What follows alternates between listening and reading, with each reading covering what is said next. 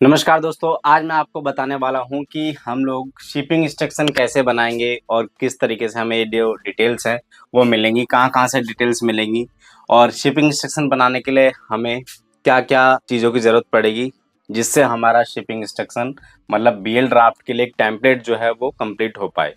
जिससे क्या होगा कि आप जैसे ही इसको कंप्लीट कर लेंगे, तो आप शिपिंग लाइन की वेबसाइट्स पे अगर शिपिंग इंस्ट्रक्शन सबमिट करना है, डिपेंड करता है कि आपने कौन सी शिपिंग लाइन के ऊपर बुकिंग ली है और फिर इसको अगर ऑनलाइन सबमिट करना है, डिटेल्स यही आपको वहाँ पे फिल करनी है, लेकिन प्रॉपर डिटेल्स आपके पास पूरी मिल जाएगी तो आपको क्या ईज़ी हो जाएगा आपको शिपिंग इंस्ट्रक्शन सबमिट करना।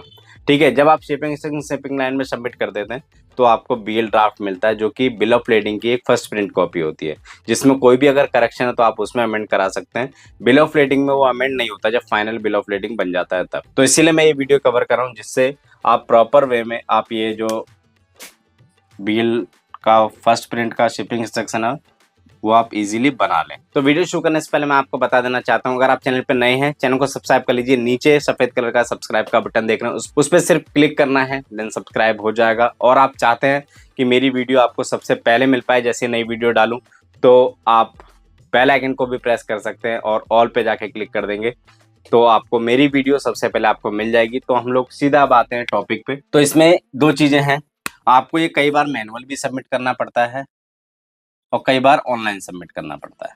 मोस्टली क्या होता है कि मैनुअल जब सबमिट करना पड़ता है जब हम लोग एनवीओसीसी शिपिंग लाइन से बुकिंग ली है, और ऑनलाइन जब सबमिट करना पड़ता है जब हमने एमएलओ शिपिंग लाइन से बुकिंग ली हुई है। ये मैटर नहीं करता कि आपको ऑनलाइन सबमिट करना है या फिर ऑफलाइन करना है, मैटर ये करता है कि आपने शिपिंग सबमिट किया वो सबमिट सही किया है या नहीं किया है।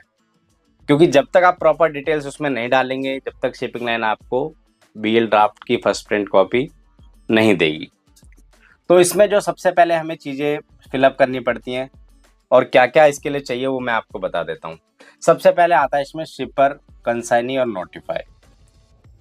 ये फॉर्मेट आप देखेंगे इनवॉइस पैकिंग लिस्ट की तरह ही फॉर्मेट होता है। अगर आपने वो वीडियो नहीं देखी है, मैंने ऑलरेडी इनवॉइस पैकिंग लिस्ट के बारे में बता रखा है, तो आप ऊपर आई लिंक में आप देख सकते हैं। अदरवाइज आप चैनल पे भी जाके 3 से 4 दिन पुरानी वीडियो, आज जिस डेट पे ये वीडियो डाल रहा हूँ उससे 3 से 4 दिन पुरानी वीडियो अगर आप देखेंगे तो आपको इसका लिंक मिल जाएगा। ठीक है, इनवॉइस पैकिंग लिस्ट प्रवेश साक्ष्य भी करेंगे तो भी आपको वीडियो मिल जाएगी। तो शिपर, कंसाइनी, नोटिफाई मतलब एक्सपोर्टर, बायर और वहाँ का फॉरवर्डर। अगर कंसाइनी बोलता है यहाँ पे मेरे को वहाँ के फॉरवर्डर का नाम चाहिए, मतलब कंसाइनी का फॉरवर्डर जो डेस्टिनेशन पे डिलीवरी लेगा। कई बार क्या होता है कि ये इसलिए चेंज करवा देता है कंसाइनी, क्योंकि शिपिंग लाइन जब तक उससे कॉरेस्पॉन्डेंस नहीं करेगी उस फॉरवर्डर से, जब तक उसका बीएल में नाम नहीं होगा। क्योंकि कंसाइनी क्या होता है कि जो बायर है वो कई बार शिपिंग लाइन के फॉर्मेट्स वगैरह या फिर प्रोसेस है नहीं जानता है डिलीवरी ऑर्डर लेने के। जो कंसाइनी जो है फॉरवर्डर को हायर करता है, जिससे उसका काम वहाँ पे डेस्टिनेशन पे फॉरवर्डर करता है। और फॉरवर्डर को जब तक कम्युनिकेट शिपिंग लाइन का एजेंट नहीं करेगा जब तक उसका बीएल में नाम नहीं होगा, तो उस कंडीशन में जो कंसाइनी है अपने फॉरवर्डर का नाम यहाँ पे डलवा देता है। लेकिन किसी कंडीशन में कंसाइनी अपना ही नाम डलवाता है क्योंकि उसको प्रोसेस वगैरह सब कुछ पता होता है, लेकिन बैक एंड में जो काम करेगा फॉरवर्डर ही करता है फिर भी वहाँ पे। लेकिन जो इनवॉइस वगैरह का जो है वो सारा काम कंसाइनी करता है, पेमेंट वगैरह का। ठीक है, तो आप यहाँ पे एक बार शिपर से मतलब एक्सपोर्टर से चेक जरूर कर लें कि आपको कंसाइनी में नोटिफाई में किसका नाम चाहिए, कंसाइनी का सेम एज कंसाइनी या फिर थोड़ा डिफरेंट चाहिए। ठीक है, तो आपको ये चीज़ें इनवॉइस पैकिंग से मिल जाएंगी। ठीक है, नेक्स्ट आता है वेसल वॉइस। वेसल वॉइस आपको जिस भी शिपिंग लाइन से आपने बुकिंग ली है तो उसके अंदर आपको वेसल का नाम और वॉइस आपको यहाँ पे मिल जाएगी। पोर्ट ऑफ लोडिंग और पोर्ट ऑफ रिसिप्ट। अगर सी पोर्ट से शिपमेंट कर रहे हैं तो पोर्ट ऑफ लोडिंग और पोर्ट ऑफ रिसिप्ट सेम ही रहेगा, ये भी आपको बुकिंग्स में मिल जाएगी। अगर आप ऑनलाइन सबमिट करते हैं तो ये ऑटोमेटिक सेलेक्ट कर लेगा port of receipt, port of loading, port of discharge और फाइनल प्लेस ऑफ डिलीवरी। अगर आप ऑनलाइन सबमिट कर रहे हैं तो जैसे बुकिंग नंबर डालेंगे तो ये डिटेल्स अपने आप ऑटोमेटिक फिल हो जाएगी। ठीक है, vessel, port of visit, port of loading, port of discharge, final place of delivery. और अगर आप मैनुअल सबमिट कर रहे हैं, वर्ड फाइल में सबमिट करना है, तो आपको बुकिंग्स में से मिल जाएगी ये चीज। नेक्स्ट है mark and number. Mark and number आपको इनवॉइस पैकिंग लिस्ट में मिल जाएगा।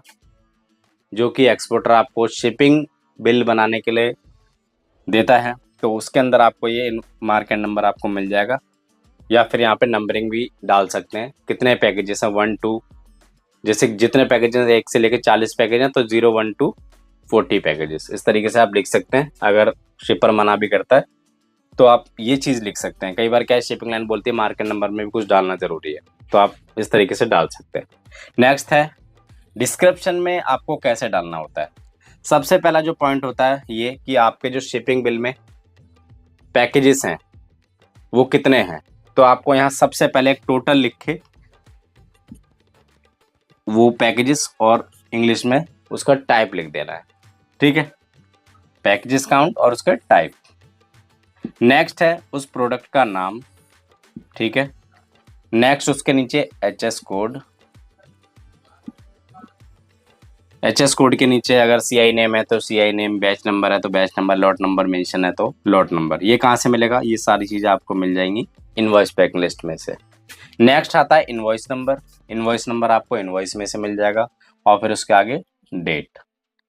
फिर है शिपिंग बिल नंबर और उसके आगे डेट, ये आपको कहाँ से मिल जाएगा, सीएचए से जो आपको लियो कॉपी मिलेगी, मतलब शिपिंग बिल कॉपी मिलेगी उसमें।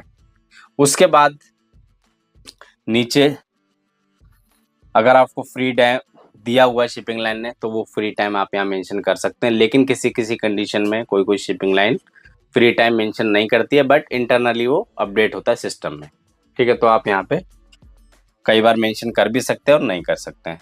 फिर आता है फ्रेट टर्म, आपकी शिपमेंट फ्रेट प्रीपेड है या फ्रेट कलेक्ट है तो वो आप यहाँ मेंशन कर सकते हैं, ठीक है। फिर उसके बाद यहाँ पे आता है कंटेनर नंबर और सील, ये आपको कब मिलेगी, ये आपको मिलेगा जब आपने कंटेनर पिकअप कर लेंगे तब। तो आपका कंटेनर का बैक साइड का फोटो ले लेना है और कंटेनर का सील ले लेना। वो कैसे मिलेगी, जो भी ट्रांसपोर्टर कंटेनर को पिकअप करने गया होगा उसके पास सील नंबर और ये मिल जाएगा कंटेनर नंबर, ठीक है। नेक्स्ट है आपका नेट वेट और ग्रॉस वेट, ये भी आपको इनवॉइस और पैकिंग लिस्ट में मिल जाएगा। तो ये सारी डिटेल्स आपके पास मिलते ही आपका जो शिपिंग सेक्शन है वो कंप्लीट हो जाता है।